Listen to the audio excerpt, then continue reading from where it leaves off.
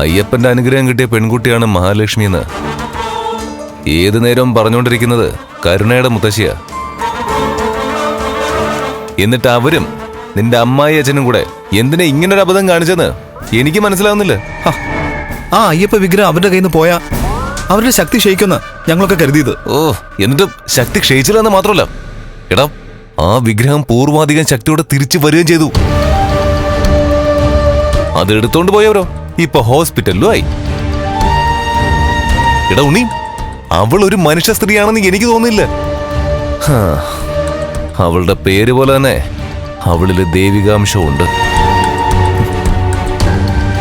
അതുകൊണ്ട് തന്നെ കണ്ണൻ നാളെ നടന്നാലും അതിൽ അത്ഭുതപ്പെടാനൊന്നുമില്ല.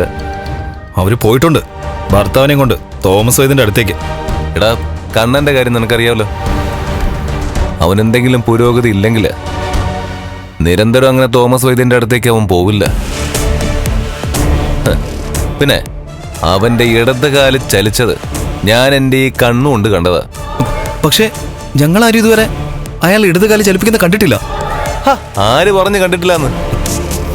എടാ അവന്റെ ഇടത് കാല് ചലിക്കുന്നുണ്ടെന്ന് ആദ്യം സംശയം പറഞ്ഞത് കരുണയാ. പക്ഷേ പിന്നീട് ഞങ്ങൾ എല്ലാവരും അത് ശ്രദ്ധിച്ചിട്ടുണ്ട്. പക്ഷെ ഇതുവരെ കാര്യമായ ചലനമൊന്നും ഇടതുകാലം ഉണ്ടായതായിട്ട് തോന്നിയിട്ടില്ല. എടാ പിന്നെ എന്തിനാടാ അവൻ ഇത്ര ആവേശത്തോടെ അങ്ങോട്ട് പോകുന്നത്? അതുപോലെ തന്നെ മലയ്ക്ക് പോകാൻ അവൻ മാലയിട്ടിരിക്കുകയല്ലേ. എന്തെങ്കിലും ഇമ്പ്രൂവ്മെന്റ് ഇല്ലാതെ അവൻ മലയ്ക്ക് പോവൂടാ. അതിപ്പോ ഡോളിയുടെ സഹായത്തോടെ സന്നിധാനത്തിലെത്താലോ. എങ്കിലും അവൻ ഇതുവരെ തോന്നിയിട്ടില്ലല്ലോ മലയ്ക്ക് പോകണോന്ന്. ഉണ്ടോ? ഇത്തവണ അതിന് വ്യത്യസ്തമായിട്ട് അവൻ ചിന്തിച്ചിട്ടുണ്ടെങ്കിൽ അതിന് തക്കതായ എന്തൊക്കെയോ മാറ്റങ്ങൾ അവന്റെ ശരീരത്തിൽ സംഭവിച്ചിട്ടുണ്ട്. ഇനി അതും കൂടെ ബാക്കിയുള്ളൂ മേക്കേട്ടാ. അങ്ങേരെങ്ങാനും എഴുന്നേറ്റ് നടന്നാലുണ്ടല്ലോ പിന്നെ കരുണ എന്നെ നിർത്തിപ്പൊരിക്കും. അങ്ങേര് വീൽ ചെയറിൽ ഇരിക്കുന്ന മാത്ര കരുണയ്ക്ക് ആകെയുള്ള ആശ്വാസം. അതും കൂടി ഇല്ലാതായ പിന്നെ ഞാൻ തീർത്തും അവളുടെ മുന്നിൽ കഴിവുകെട്ട ഭർത്താവ് തന്നെ. മഹാലക്ഷ്മി കണ്ണനോടൊപ്പം ഉള്ളിടത്തോളം കാലം നമ്മൾ ഉദ്ദേശിക്കുന്ന പോലെ കാര്യങ്ങളൊന്നും നടക്കില്ല. ജന്മമാസം അവൻ അത്രയ്ക്ക് നല്ലതല്ല. നിനക്കറിയാലോ, അവന്റെ ജന്മമാസമാ അവന്റെ അച്ഛൻ പോയത്. അതുകൊണ്ട് ഈ വൃശ്ചികത്തില് അവന് മഹാലക്ഷ്മിയെ നഷ്ടപ്പെടണം.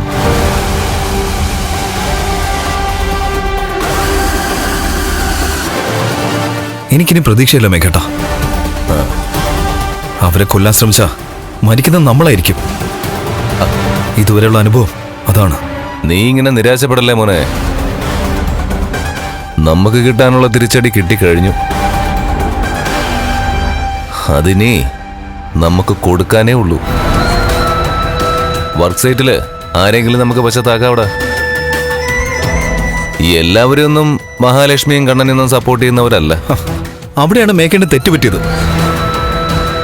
ഇപ്പോ കമ്പനിയോട് 100% കൂറ് പുലർത്തുന്നവരെ മാത്രമേ അവിടെ ജോലിക്ക് വെച്ചിട്ടുള്ളൂ. നമ്മുടെയൊക്കെ കാലക്കേടിന് ഏട്ടത്തെ കമ്പനിയിൽ വന്നതിന് ശേഷം കമ്പനി കുതിച്ചുയരുക. ലാഭം പഴയതെന്നും 10-60% കൂടിയിട്ടുണ്ട്. ഇനി രക്ഷയില്ല മേക്കേട്ട. അവരെല്ലാം വിഴുങ്ങിക്കഴിഞ്ഞു. കമ്പനിക്കുണ്ടാവുന്ന ലാഭം മുഴുവനും ഇപ്പൊ അവളുടെ അക്കൗണ്ടിലേക്കാണ് പോകുന്നത്. കണ്ണേട്ടൻ എന്തെങ്കിലും സംഭവിച്ചാലും മഹാലക്ഷ്മി കോടീശ്വരിയാ.